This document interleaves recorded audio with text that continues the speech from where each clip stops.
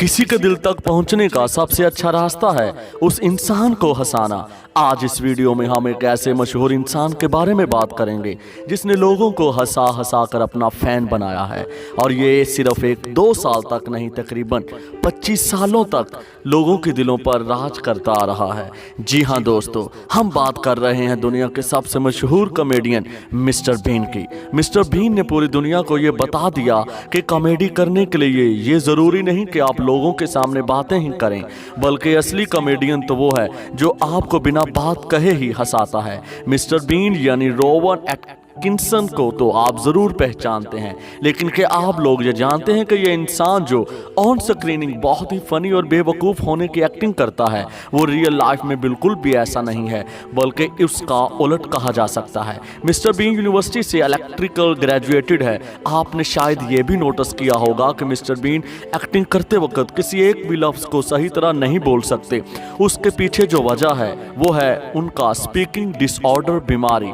लेकिन speaking disorder रहते हुए भी इतनी अच्छी यूनिवर्सिटी से ग्रेजुएटेड करना और फिर कॉमेडी को ही चूज़ किया, कैसे उन्होंने अपनी लाइफ की सबसे बड़ी स्पीकिंग डिसऑर्डर बीमारी को अपनी लाइफ की सबसे बड़ी अपॉर्चुनिटी में तब्दील कर दिया, वो आज इस वीडियो में हम आपके साथ शेयर करने जा रहे हैं। तो चलिए शुरू करते हैं। रोवन एटकिंसन, जिन्हें हम मिस्टर बीन कहते हैं, इनकी पैदाइश 6 जनवरी 1955 में इंग्लैंड के एक शहर में गरीब मिडिल क्लास फैमिली में हुई। उनके वालिद एक किसान थे और उनकी माँ एक हाउस वाइफ। बचपन ही में मिस्टर बीन हर वक्त हंसते खेलते रहते थे और बचपन में ही मिस्टर बीन अपना अजीबोगरीब चेहरा बनाकर लोगों को हंसाते थे। उसके साथ साथ वो पढ़ाई में भी बड़े टैलेंटेड थे। कॉलेज में रहते हुए पढ़ाई के साथ साथ उन्होंने छोटे छोटे करैक्टरों में भी काम करना शुरू कर दिया।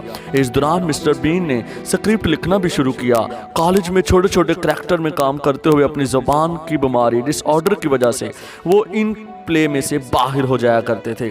इसके बाद वो हिम्मत करके कई टीवी शोज़ में पार्टिसिपेट करने लगे, लेकिन वो अपनी स्पीकिंग डिसऑर्डर बीमारी की वजह से हर टीवी शो में से रिजेक्टेड हो जाया करते थे।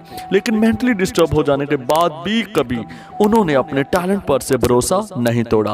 वो अकेले ही अपनी प्रॉब्लम से निकलने का हल तलाश करते रहे और इस तरह तलाश करते करते उन्होंने नोटिस किया कि जब वो एक्टिंग करते हैं तो फ्लुएंटली बात कर पाते हैं, लेकिन नॉर्मली लाइफ में वो फ्लुएंटली बात नहीं कर पाते। इस तरह से उनका कॉन्फिडेंस थोड़ा सा लौट आया और मिस्टर बीन ने हार ना मानकर फिर से अप्लाई करना शुरू कर दिया। लेकिन इस बार अच्छी फेस और हीरो वाली बॉडी ना होने की वजह से फिर रिजेक्टेड होना पड़ा। अगर कोई आम बंदा होता तो वो ज़रूर सोचता कि स्पीकिंग डिसऑर्डर भी है और फेस भी अच्छा नहीं, क्या ज़रूरत है अप्लाई करने की। क्योंकि मिस्टर बीन कोई आम बंदा नहीं था, लेकिन मिस्टर बीन बहुत ही एक्स्ट्राऑर्डिनरी इंसान थे और वो ये बात बहुत अच्छी तरह से जानते थे। शायद इसीलिए कभी भी वो अपने पैशन को पाने के लिए पीछे नहीं हटते थे। बस इसी तरह तैयार हुआ मिस्टर बीन करैक्टर। उस वक्त ऑक्सफोर्ड यूनिवर्सिटी में उनके साथ उस वक्त के सबसे बेहतरीन राइटर रिचर्ड कर्टी की मुलाकात होती है। उनके साथ डिस्कस करके उन्होंने मिस्टर बीन टीवी शो बनाने का प्लान बनाया। मज़े की बात तो ये थी कि मिस्टर बीन करैक्टर का नाम पहले मिस्टर वाइट रखा गया, लेकिन बाद में सभी ने मिलकर प्लान करके मिस्टर बीन नाम बदल दिया।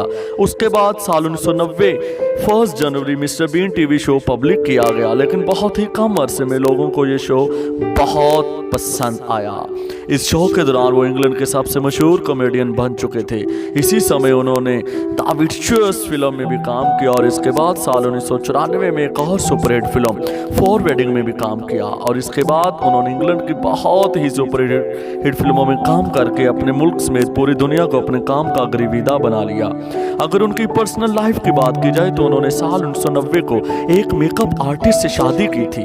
इनके 2 बच्चे भी थे, लेकिन साल 2014 को इनकी बीवी और इनका डाइवोर्स हो गया और उसके बाद साल 2015 में मिस्टर बीन लोई फॉर्ड के साथ रिलेशन में आए और उन्होंने मिस्टर बीन के तीसरे बच्चे को दिसंबर 2017 में जन्म भी दिया। दोस्तों, हम सबको मिस्टर बीन से यही सीख लेना चाहिए कि हालात कैसे भी हों, कभी भी हार नहीं माननी चाहिए, क्योंकि इतने सारे टीवी शो से रिजेक्ट होने के बाद उन्होंने हार नहीं मानी। उन्होंने पूरी दुनिया को बताया कि अपनी प्रॉब्लम को अपॉर्चुनिटी में कैसे बदलते हैं। दोस्तों, ये थी हमारी आज की वीडियो। उम्मीद है कि आपको बेहद पसंद आई होगी। कमेंट्स में इसका इजहार करना मत भूलिए। अपना ख्याल रखिएगा। शुक्रिया।